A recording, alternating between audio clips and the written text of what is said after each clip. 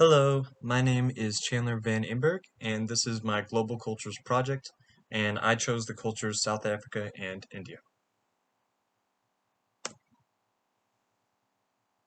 So, during the Cold War, India became an independent country and focused on its neutrality towards the US and the Soviet Union, which happened to be the two big powers during the Cold War. And South Africa maintained its economic ties with the British Empire all the way until the 1960s and enforced apartheid against the black African population.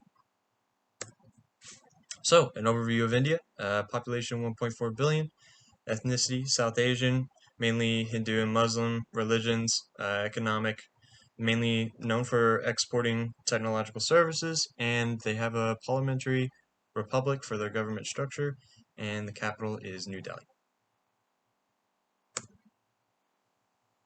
So, the first issue, one of the main primary issues, is actually the tension between the Muslims and Hindus in a single state. So, after World War II, India was the first colony to gain independence from the British Empire. During the years leading up to its independence, Gandhi urged Indian people to withdraw from the British economy by becoming self-sufficient with their own resources. Foreseeing the future independent country being ruled by the Hindu majority, the Muslim population, their anxiety rose. So, Muslim League leader Muhammad Ali Jinnah advocated for Muslims to separate from India and form a majority Muslim state, while Indian party leaders Jawaharlal Nehru and Mohandas Gandhi encouraged Hindus to embrace their religious identity. This led to riots between Muslims and Hindus. So the solution to that, all the riots and the agitation between the Muslims and the Hindus, the leading party concluded to part India into Hindu majority India and Muslim majority Pakistan. The impact of that, basically after India gained its independence, the future of the British Empire was predictable since it lost a very economically important colony. The independence of India and Pakistan inspired other colonies and set an example of decolonization. We saw a lot of decolonization, especially uh, during Cold War, with communism spreading. A lot of the worry was the decolonization was going to cause new governments to form under a communist regime or government. Second issue was maintaining its neutrality during the Cold War. And after the partition of India, Nehru became its first prime minister. With the newly gained independence, it was very important to him to not fall under the influence of either the Soviet Union or the United States. He wanted India to maintain neutrality and focus on not picking sides during the Cold War.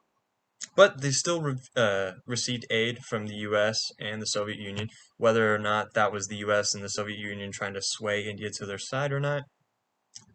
Uh, but either way, India maintained neutrality.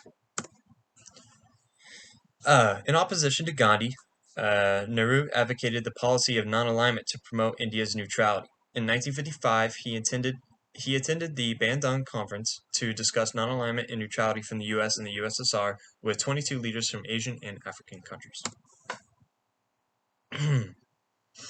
So, a second issue was the religious tensions between Pakistan and India, Hindu and Muslim, and the partition of India intensified the violent tensions between the Muslim and Hindu cultures. About 12 million people were uprooted and forced to move to either Pakistan or India to avoid persecutions.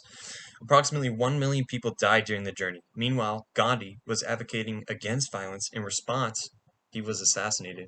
And I think in modern times, or nowadays, popular culture knows Gandhi to be somebody who was an advocate of peace, and it's sad to see someone like that get assassinated. And sadly, we really haven't seen a full resolution or solution of this problem. The conflict still persists in India and Pakistan. The two countries still dispute claims to the region of Kashmir and still have religious disputes. And the second culture I chose was South Africa, with a population of 58 million, ethnicity being African, a majority Christianity religion, and it's a developed country with an abundance of natural resources. Just like India, it has a parliamentary republic, and its capital is Pretoria. The resistance of European descendants to decolonization movements.